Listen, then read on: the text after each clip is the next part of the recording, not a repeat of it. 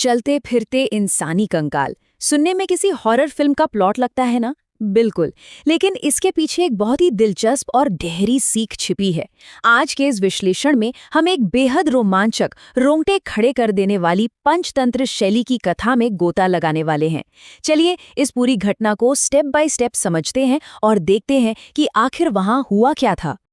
अब सोचिए, क्या होता है जब आज के जमाने का कोई टूरिस्ट किसी पुरानी जगह पर जाता है और वहां की सदियों पुरानी चेतावनियों को पूरी तरह इग्नोर कर देता है। क्या ये सिर्फ मनगढ़ंत कहानियां हैं जिन्हें हमें नजरअंदाज कर देना चाहिए, या फिर कोई गहरा राज है जो आज भी उन पुरानी दीवारों में दफन है? आज की चर्चा में इसी सवाल का जवाब तलाशा जाएगा।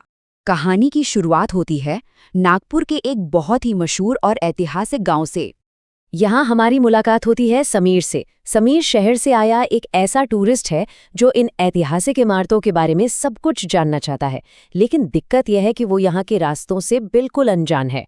इसलिए वो एक लोकल गाइड को पूरे दिन के लिए हायर कर लेता है। ये गाइड उस इलाके के चप्पे चप्पे से वाकिफ है। अब इन दोनों का जो अलग अलग नजरिया है ना, वही इस पूरी घटना का सबसे बड़ा टर्निंग पॉइंट है। दिन भर घूमने के बाद आखिरकार वो पहुंचते हैं घुंघरू महल, और यहीं से मिलती है वो भयानक चेतावनी। वहां के लोगों में एक बात सदियों से मशहूर थी। शाम ढलते ही उस महल में इंसानी कंकाल घूमते हैं। जी हाँ, सूरज ढलने के साथ ही उस महल की आबोहवा एकदम बदल जाती है। और बिल्कुल इसी वजह से गाइड ने सूरज ढलते ही घुंघरू महल के अंदर जाने से साफ साफ मना कर दिया। और बस यहीं से शुरू होता है टकराव। एक तरफ है समीर का अहंकार। वो इस चेतावनी को सुनकर जोर जोर से हंसने लगता है। उसे लगता है कि ये सब सिर्फ अंधविश्वास है, बकवास है। वो अपना कैमरा उठाता है और बेखौफ होकर अकेला ही महल के अंदर चला जाता है। और दूसरी तरफ है गाइड की सावधानी, जो अंदर जाने के नाम से ही बुरी तरह डरा हुआ है और वो बाहर ही इंतजार करना बेहतर समझता है। समीर अंदर जाकर तस्वीरें खींचने में इतना मगन हो जाता है कि उसे वक्त का अंदाजा ही नहीं रहता। अचानक महल के उस सन्नाटे को चीरती हुई बाहर से गाइड की आवाज गूंजती है। अरे सर, कहाँ रह गए आप? जल्दी बाहर आ जाइए, शाम हो चुकी है। लेकिन समीर इतना ओवर कॉन्फिडेंट था कि उसने इस आखिरी चेतावनी को भी अनसुना कर दिया। और फिर महल के उस सन्नाटे में शुरू हुआ चलते फिरते कंकालों का खौफनाक सच। अकेले महल में अब समीर का डर धीरे धीरे बढ़ने लगा था। गोधूली का समय था। वो तस्वीरें ले ही रहा था कि अचानक उसे महसूस हुआ जैसे कोई उसके ठीक सामने से गुजरा हो। कुछ पलों बाद जैसे ही वो कैमरे का लेंस सीढ़ियों की तरफ घुमाता है तो उसे कैमरे के अंदर एक पूरा इंसानी कंकाल खड़ा नजर आता है। समीर की तो हवा टाइट होने लगती है। तभी पीछे से कई सारे कदमों की आहटें सुनाई देने लगती हैं। और हद तो तब हो गई जब छत पर जाकर उसने कैमरे से देखा हवा में झूलते हुए अनगिनत इंसानी कंकाल। समीर का सारा अहंकार अब खौफ में बदल चुका था।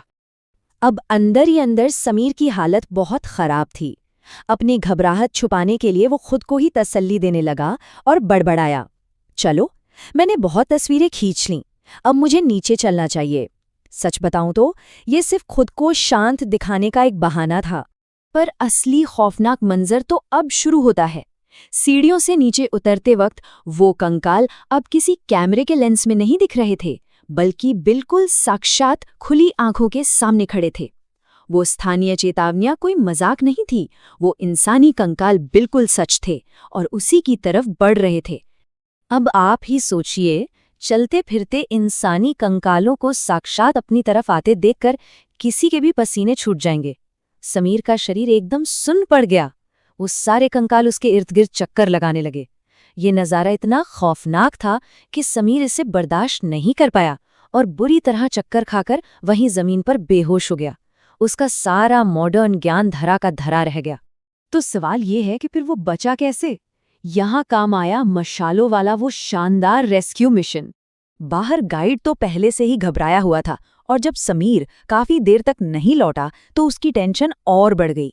बिना एक भी पल गंवाए उसने तुरंत गांव वालों को इकट्ठा किया, सबके हाथों में जलती हुई मशालें थमाई और सीधा महल के अंदर पहुंच गए।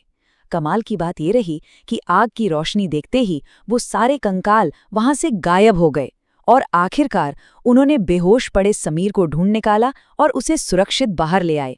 अब आप सोच रहे होंगे कि उन कंकालों ने गांव वालों पर हमला क्यों नहीं किया? इसका सीधा सा जवाब उन स्थानीय परंपराओं में ही छिपा था। दरअसल कहा जाता है कि मशाल की आग से उन कंकालों को डर लगता है। यही वो छोटा सा लेकिन बेहद जरूरी लोकल ज्ञान था जिसकी वजह से वो बचाव दल पूरी तरह सुरक्षित रहा। इस पूरी घटना से जो सबसे बड़ी बात निकलकर सामने आती है वो है अपने प्राचीन इतिहास का सम्मान करना। इस कहानी का मूल सार, इसका सबसे बड़ा सबक यही है, हमें कभी भी अपनी प्राचीन जगहों के इतिहास या वहाँ की लोक कथाओं को महज एक मजाक नहीं समझना चाहिए। इन जगहों का अपना एक अलग अतीत होता है, एक वाइब होती है। अगर हम स्थानीय चेतावनियों को सिर्फ अंधविश्वास समझकर उनका मजाक उड़ाते हैं तो कभी कभी बहुत भारी मुसीबत खड़ी हो सकती है। तो आखिर में ये एक सोचने वाली बात है, क्या ये ऐतिहासिक किंवदंतियां सच में सिर्फ मनगढ़ंत कहानियां होती हैं या फिर ये बीते हुए कल से आई वो चेतावनियां हैं जिन पर हमें गंभीरता से ध्यान देना चाहिए। अगली बार जब भी आप किसी पुरानी ऐतिहासिक जगह की यात्रा पर निकलें तो इस कहानी को जरूर याद रखिएगा और वहां के स्थानीय ज्ञान का सम्मान कीजिएगा। इस विश्लेषण में हमारे साथ जुड़ने के लिए बहुत बहुत शुक्रिया। मिलते हैं अगली बार एक नए और ऐसे ही किसी दिलचस्प विषय के साथ।